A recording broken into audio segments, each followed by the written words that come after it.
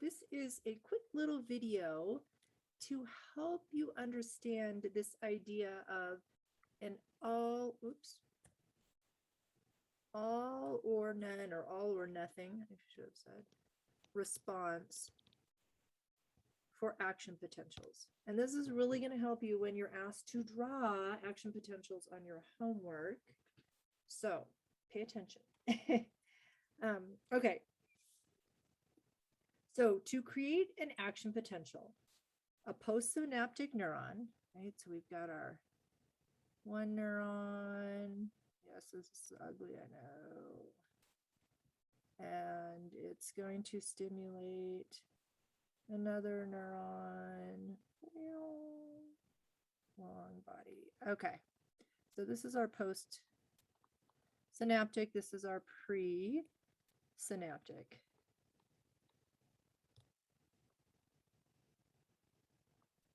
And this is the one that's going to be firing or having an action potential. So the presynaptic neuron is sending neurotransmitters that the postsynaptic is receiving, and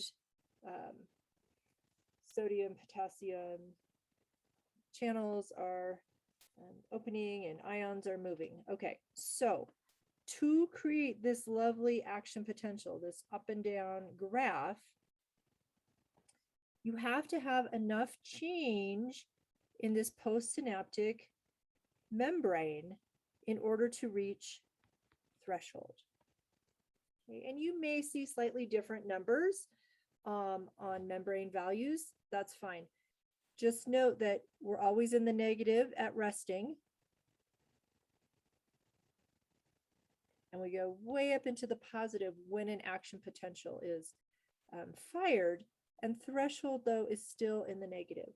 And what this graph is showing you is failed initiation. So we get a little stimulus, and we get a little stimulus, and a little stimulus, but it's not enough to pass threshold. Once threshold is passed, an action potential fires. All or nothing. You either do the whole thing or you don't do it at all. So let's talk about how this works a little bit more. So this is all based on summation.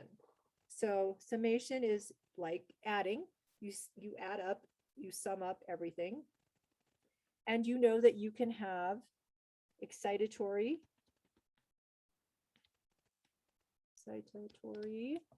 or inhibitory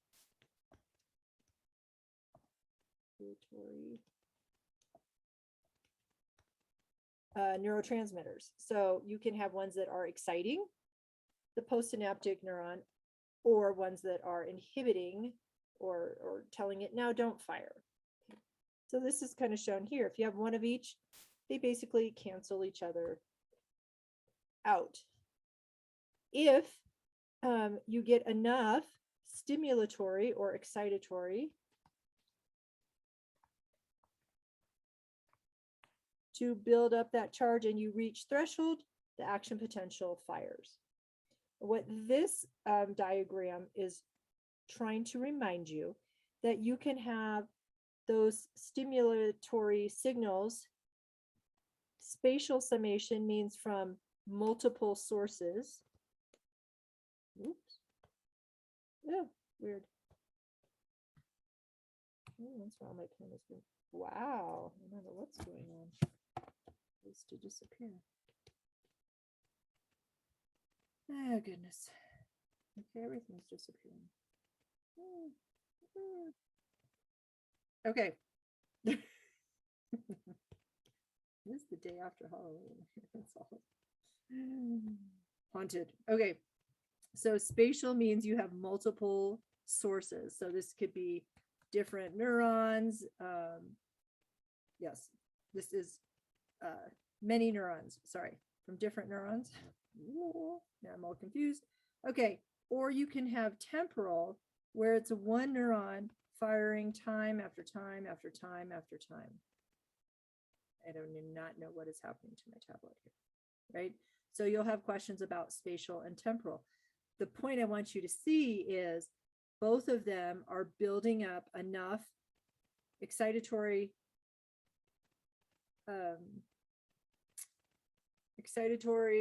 stimuli to reach that threshold and fire the action potential.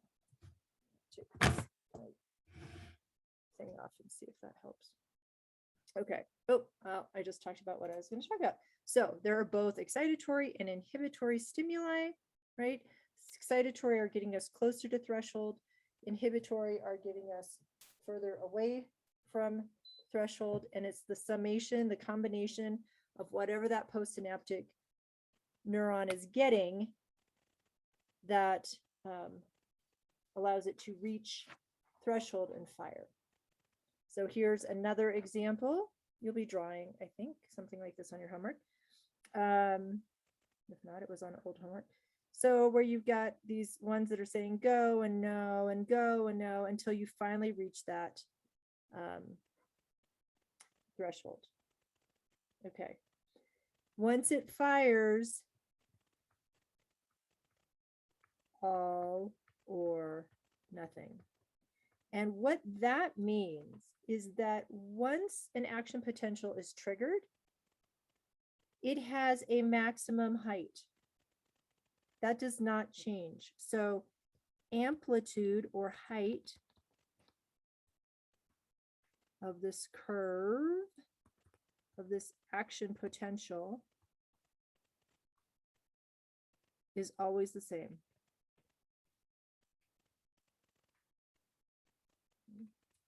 It reaches this membrane potential max value, and the other channels start opening and other ones start closing. Okay. So even if you get extra stimuli, once it fires, it's always the same height and it's always the same width.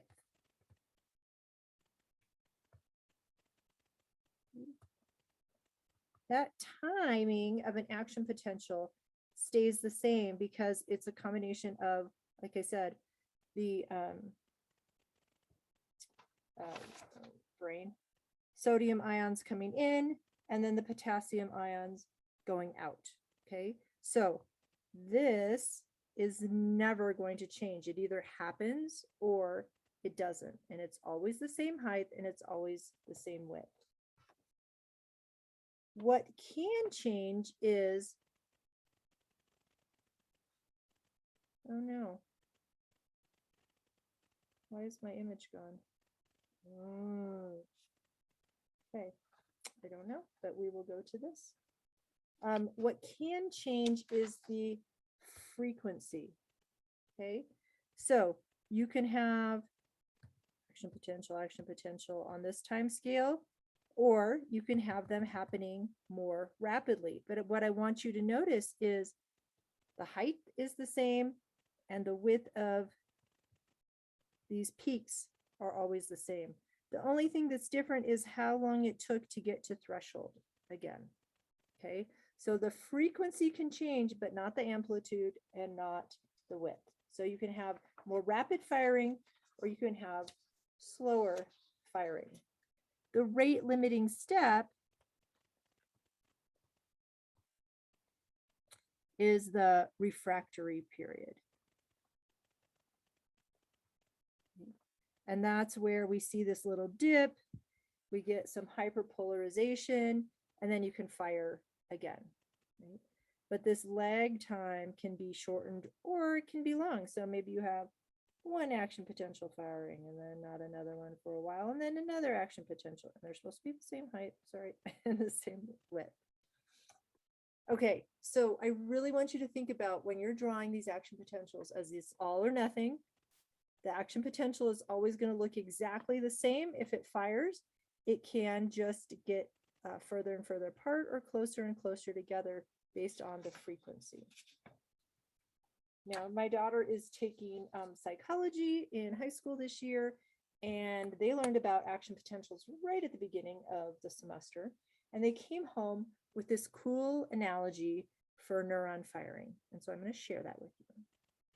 And it's all about flushing the toilet. Let's see if I can move this out of the way. Okay, So first of all, resting potential, right? Oh, okay. Get my pencil. Oh, now it's more. Okay. So the resting potential, this is like the toilet waiting to fire. The water's in the tank. You've got this overall negative charge on your membrane, and you're just, the toilet's just sitting around waiting. So we're right here, right? Resting, resting, resting. And then you start to jiggle the handle, right? So if you push it a little bit, it doesn't flush. And you push it a little bit, it doesn't flush. Eventually, you have to push it all the way in order to get that flush, right? So that's where you hit threshold.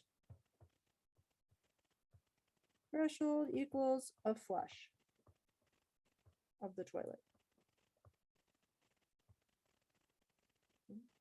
So the action potential for the toilet analogy, it's like the opening the flap in that tank. And all of a sudden the water is flowing out and it's going to go down the drain and you got to wait. So there's a refractory period. So absolutely you cannot flush it while this is happening, right? You can't flush it again. Trust me, I've tried. Okay. But in this relative refractory period, it's really hard to get another flush going, right? Because the toilet is filling back up with water, right? So in this case, the membrane is balancing back to the resting potential.